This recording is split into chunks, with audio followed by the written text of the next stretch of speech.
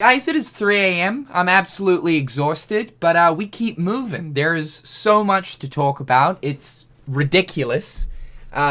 Kingdom Hearts 4 mobile phone game that I'm actually kind of excited for. I'm gonna be honest. Dark Road goodness, and I thought I'd just mention that, it's so late. I'm here in my comfy pants. These are my pajama pants. The comfy pants. We stay comfortable out here. Comfortable. It's 3 a.m. and I'm wearing sunglasses inside. Fuck the rules. So let's talk about Kingdom Hearts Missing Link. I just got a Kingdom Hearts 4 little news video, talking discussion video out. Thought I'd have to get that out first because that's kind of the main priority here, but let's talk about the other Kingdom Hearts project that was also announced alongside Kingdom Hearts 4, and that is Missing Link, an upcoming new Kingdom Hearts mobile game that is essentially Kingdom Hearts Go, Pokemon Go, infusing the real world into a video game. Yeah, that's what this is. This is Kingdom Hearts Go. I remember the Kingdom Hearts community specifically talking about this idea back when Pokemon Go came out. What if Square Enix ended up doing a sort of Kingdom Hearts spin on this? And lo and behold, here we are in 2022 with this actually going to become a reality. It's kind of strange. Now, the memes were flowing high for a new Kingdom Hearts mobile game announcement at this event, and it has happened. I don't think anyone is really surprised about this, but what I am surprised about is what this is. Now, I'm gonna be honest, I'm not really into the whole real world meets video game thing. You have to go out and leave your home to I don't know, catch Pokemon, or I think there's a Harry Potter one where you have to sort of roam the streets to fight some goblins or something like that. Essentially the same thing, but for Kingdom Hearts, you're gonna have to go out, roam the streets, find some heartless baddies, take them down, collect the Lux to get some XP. It's going to essentially be that, and I'm not really into those types of games, but I am sort of excited for this because, for one, I wasn't really expecting a Kingdom Hearts mobile game to look like a traditional Kingdom Hearts game. It's sort of what I've always wanted from a mobile Kingdom Hearts experience. I think just the whole Kingdom Hearts Union Cross Unchained Key thing has tainted my idea of what a Kingdom Hearts phone game can be, and this is a real surprise. So I think through this, I'm probably going to create a liking to these types of games, though I don't think I would ever invest any time into a game like this that isn't Kingdom Hearts. I just don't have the time for it, but I'll make time for a Kingdom Hearts version of which. But yeah, it doesn't really come as a surprise that there's an additional phone game for Kingdom Hearts, mainly because, like I was saying in a previous video, yeah, Square Enix would be absolutely stupid to just cut out their gacha service for Kingdom Hearts. As I was saying, there's a massive, massive community here. They were pumping so much money through Unchained Key Union Cross. Companies like money. You think they're just gonna miss out on that now that Union Cross is closed down? I mean, a lot of people spend a lot of hard-earned coin on, obviously, the jewels to get the medals. They're not gonna wanna lose out on that. So it was inevitable that there was always going to be another gacha service for Kingdom Hearts on its way. Keeping in mind, too, that gacha games are huge in Japan. Now, yes, gacha. This is undoubtedly going to be a gacha game. I feel it in my bones. The main reason why I say that is we've got that traditional Kingdom Hearts gameplay here, which is looking really cool. You'll notice during this gameplay, though, that the abilities, so like for instance, I don't know, the different sort of commands or magic that the character is utilizing here seems to be via a trophy. So a trophy of a character appears, then they pull off a cool move. This is in the exact same essence to the medals that we saw from Kingdom Hearts Union Cross Unchained Key, where it was a medal of a certain character and it had a special type of ability. The trophies are undoubtedly going to be the gacha side of the game. You're probably going to be able to get some kind of premium currency and then do different pulls to try and obtain the wanted trophy. I honestly do hope, though, that Square Enix have learnt from Union Cross and have taken in feedback towards the pricing of the premium currency, because it was ridiculous in Union Cross. Ridiculous. It's that whole thing of if people are going to buy it, they're not going to reduce the price, and people just continue to buy the premium currency, and I think that's kind of half the reason as to why we never saw a reduction in price. They certainly did do a better job of offering better deals over time with certain banners and whatnot, but that still didn't cut down the overall price of premium currency. What is exciting though is this is like a continuation from Union Cross, so just kind of think of it as like, I don't know, maybe Union Cross 2, but like just such a better version of which. In the sense of the story, yes, it is taking place after UX, where of course Brain travels into the future. He arrives in Scala ad Caelum. Of course though, this is a very different Scala ad Caelum. It's taking on that kind of Victorian old London type look to it, which is really, really cool. So this is still quite some time back in the past, before the Scala we know of in Kingdom Hearts 3, and of course in Dark Road 2. I'm very excited to see more of this Scala and to see the sort of events that unravel to do with Brain during his time in the city. There's commentary running throughout the trailer from a character with the classic black coat with the gazing eye keyblade. Now, at this point in time, obviously we're going to assume that it is Lu Shu, but like, what version of Lu Shu is this? Is this possibly Brain Lu Shu?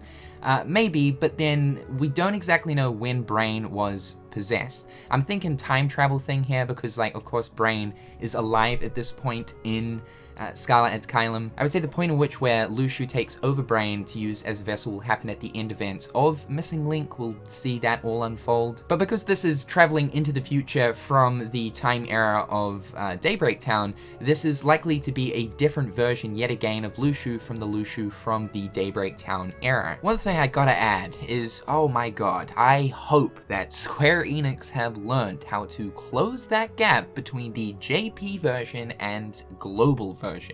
You guys know it, whenever there was an update for Union Cross, there was always a significant gap between the JP version getting updated and the global. And this was massive. It wasn't just like hot fixes or patches or something like that.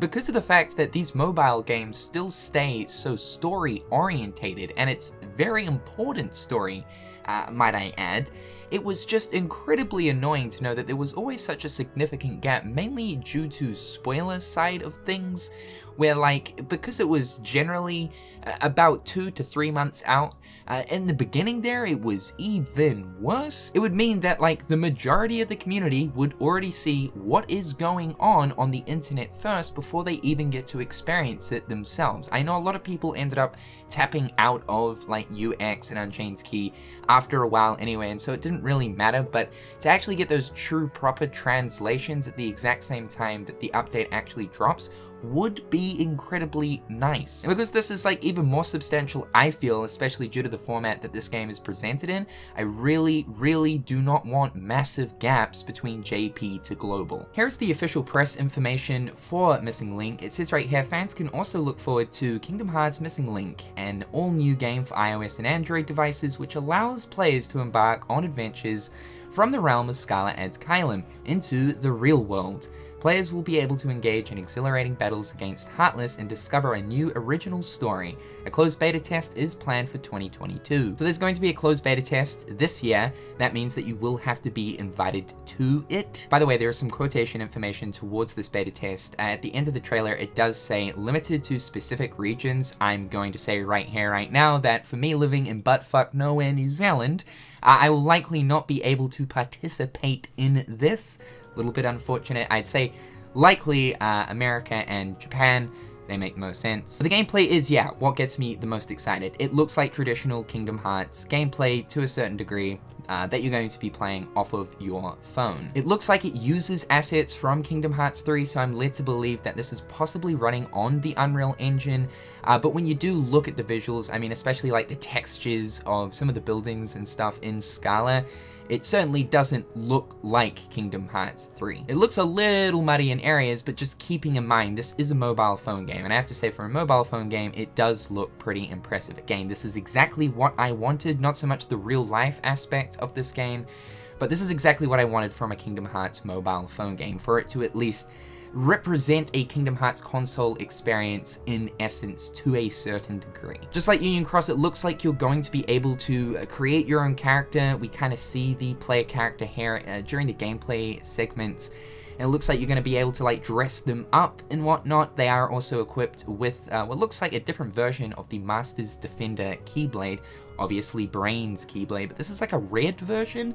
Very nice. Snazzy. It has the exact same hilt as the Master's Defender, but the actual teeth of the Keyblade is different. It's a cog. This does make a lot of sense though, because remember, Ephemer was the one that founded Scarlet Adskylum and built it, and he was equipped with the Master's Defender Keyblade during the time. Even though the Master's Defender is Brains, you guys should remember back to the finale of UX, he passed it over to Ephemer. So I would say this is the beginning Keyblade that all players start with in the game, and then from there you'll likely be able to obtain different Keyblades throughout, just like in Union Cross, how everyone started off with the Starlight.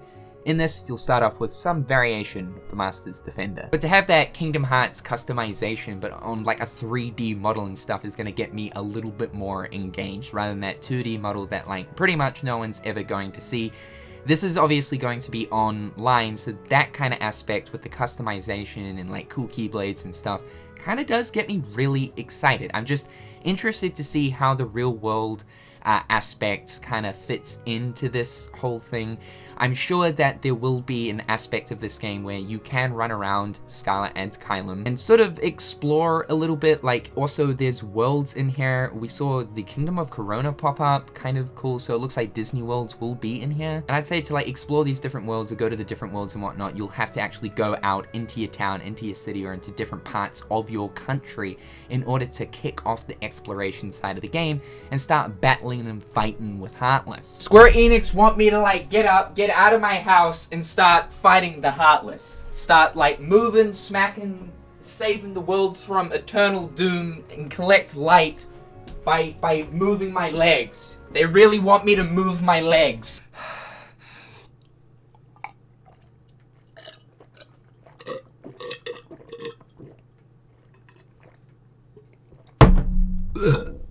You think I'm lazy? Honestly speaking though, like if you think about it, this concept kind of makes sense for, I guess, this era of the game's story and setting. Like, you are a Keyblade wielder in a city of many other Keyblade wielders. So the concept of the game is you have to go out of your house and find Heartless. I mean, that's just kind of what the player character is sort of doing in the game as it is, so it kind of makes sense. Sad thing is, none of my friends are into Kingdom Hearts, so I will be solo samming this all by my lonesome. Alright guys, just my 2 cents on Kingdom Hearts Missing Link. Be sure to share your thoughts and opinions in the comment section down below. I would love to know. With that being said, I'm Cynical, hopefully having a fantastic one, and I'll catch you guys real soon. Peace.